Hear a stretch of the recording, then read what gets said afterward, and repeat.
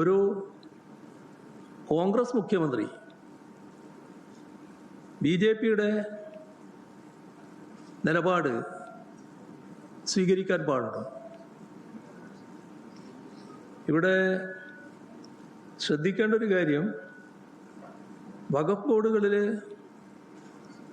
അമുസ്ലിങ്ങളെ ഉൾപ്പെടുത്തണമെന്ന ഭേദഗതി കേന്ദ്ര സർക്കാർ കൊണ്ടുവന്നപ്പോൾ ആ ഘട്ടത്തിൽ തന്നെ അതിനെതിരെ സ്വാഭാവികമായ ശക്തമായ എതിർപ്പ് ഉയർന്നു വന്നിരുന്നു. ഒരു മതവിഭാഗത്തിൻ്റെയും പ്രശ്നങ്ങളിൽ ഇത്തരമൊരു സമീപനം സ്വീകരിക്കാൻ പാടില്ല എന്നുള്ളത് തന്നെയായിരുന്നു. അതായത് ഒരു മതവിഭാഗത്തിനെതിരെയും ഇത്തരമൊരു കടന്നുകയറ്റം പാടില്ല എന്ന മതനിരപേക്ഷ കാഴ്ചപ്പാടിൻ്റെ അടിസ്ഥാനത്തിലാണ് രാജ്യത്താകെ ആ എതിർപ്പ് ഉയർന്നു വന്നത്. അതിൻ്റെ അടിസ്ഥാനത്തിലാണ് കേരളത്തിൽ ആ കാലത്ത് നിയമസഭ ഏകണ്ഠമായി ഈ നിയമത്തിനെതിരെ പ്രമേയം പാസാക്കിയത്.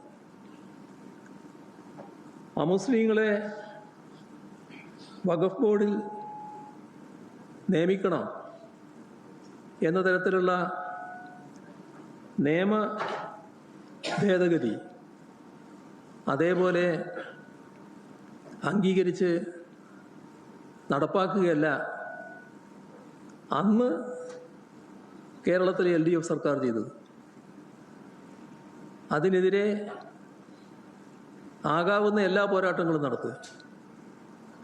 അതിൽ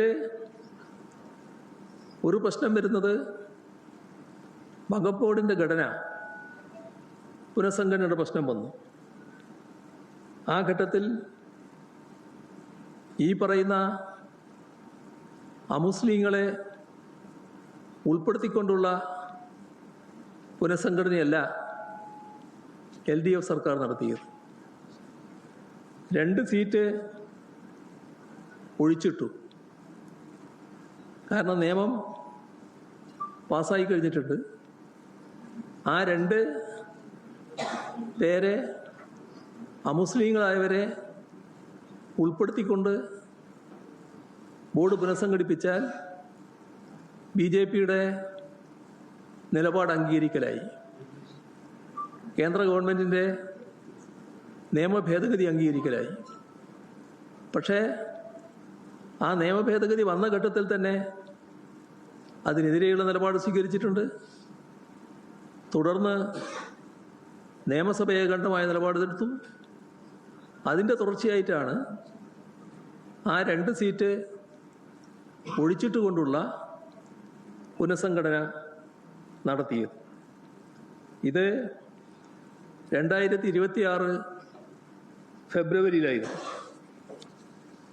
അപ്പോൾ പുതിയ നിയമവുമായി യോജിച്ചു പോകുന്ന നിലപാടല്ല LDF സർക്കാർ സ്വീകരിച്ചത്. യോജിച്ചു പോവുകയായിരുന്നുവെങ്കിൽ അമുസ്ലിങ്ങളെ കൂടി അംഗങ്ങളായി നിയമിക്കണമായിരുന്നു. അത് LDFന് ചെയ്യാൻ കഴിയുമായിരുന്നില്ല. മാത്രമല്ല, കേവലമായ ഇത്തരത്തിലൊരു പുനഃസംഘടന മാത്രമല്ല നടത്തിയത്. ഈ പാസാക്കിയ നിയമത്തിനെതിരെ നീങ്ങാൻ സർക്കാർ തലത്തിലാകാവുന്നത് എന്താണ്? നിയമപരമായി അതിനെ ചോദ്യം ചെയ്യലാണ്. അതുകൊണ്ടാണ് അതിനെതിരായ നിയമ പോരാട്ടം സർക്കാർ ഏറ്റെടുത്തത്. ഇതെല്ലാമാണ് വസ്തുതകൾ. ആ വസ്തുതകൾക്ക് നേരെ കണ്ണടച്ച് ഇരുട്ടാക്കുന്ന പരിപാടിയാണ് മുഖ്യമന്ത്രി സ്വീകരിച്ചത്. മാത്രമല്ല, തെറ്റിദ്ധരിപ്പിക്കാനുള്ള വാചകങ്ങളാണ് അദ്ദേഹത്തിൻ്റെ ഭാഗത്തുണ്ടായത്. ഇത് ഒരു മുഖ്യമന്ത്രിക്ക് ചേർന്ന നടപടിയല്ല. പാർലമെൻറ്റിൽ വഖഫ് ഭേദഗതി ബില്ല് പരിഗണനയ്ക്ക് വന്ന സമയത്ത് ഇടതുപക്ഷ എംപിമാർ ഈ നിലപാട് ഉയർത്തിപ്പിടിച്ചിരുന്നു. അന്ന് കോൺഗ്രസ് എംപിമാരും ഈ നിലപാടിനോട് യോജിക്കുകയുണ്ടായി. നിയമസഭയുടെ കാര്യം ഞാൻ നേരത്തെ പറഞ്ഞു.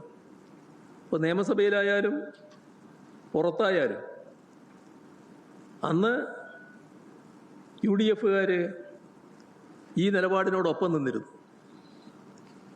പക്ഷേ ഭരണമാറ്റത്തിന് ശേഷം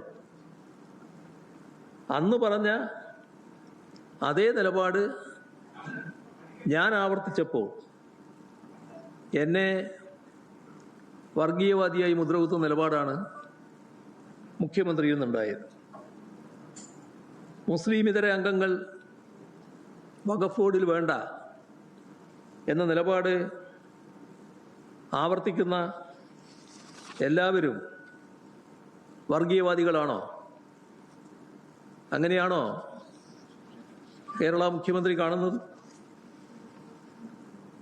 അതാണോ മുഖ്യമന്ത്രി ഉദ്ദേശിക്കുന്നത്?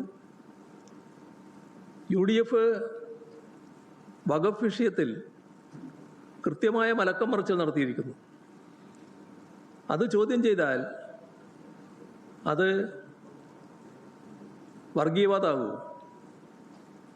ന്യൂനപക്ഷ പ്രീണനമാകൂ. അങ്ങനെയാണെങ്കിൽ സംഘപരിവാറിൻ്റെ നാവ് കടമെടുത്ത് മുഖ്യമന്ത്രി സംസാരിക്കുകയാണ് എന്ന് പറയേണ്ടതായി വരും. വഖഫ് നിയമത്തിനെതിരായി ന്യൂനപക്ഷങ്ങൾക്കിടയിൽ കടുത്ത ആശങ്കയാണ് ഉയർന്നു വന്നിട്ടുള്ളത്. ആ ആശങ്കകളെ വർഗീയതയാണ് എന്ന് അധിക്ഷേപിക്കുന്നത് കൃത്യമായ സംഘപരിവാർ രാഷ്ട്രീയമാണ്. പുതിയ വഖഫ് ഭേദഗതി നിയമത്തിൻ്റെ സെക്ഷൻ 14 പ്രകാരം ബോർഡിൽ മുസ്ലിം സമുദായത്തിൽ നിന്നുള്ള അംഗങ്ങൾ ന്യൂനപക്ഷമായി മാറാനുള്ള സാധ്യതയാണ് അന്ന് LDF സർക്കാർ ചൂണ്ടിക്കാട്ടിയത്. സെക്ഷൻ 14 ഉപസെക്ഷൻ 1 ക്ലോസ് C പ്രകാരമുള്ള 4 അംഗങ്ങൾ ഒഴികെ ബാക്കിയുള്ള 7 അംഗങ്ങളും അമുസ്ലിങ്ങളാകാനുള്ള സാധ്യതയാണ് പുതിയ വഖഫ് ഭേദഗതി നിയമം വഴി തുറക്കുന്നത്. ഇക്കാര്യമാണ് LDF സർക്കാർ സുപ്രീം കോടതി നൽകിയ ഇൻ്റർവെൻഷൻ ഹർജിയിൽ വ്യക്തമാക്കിയത്.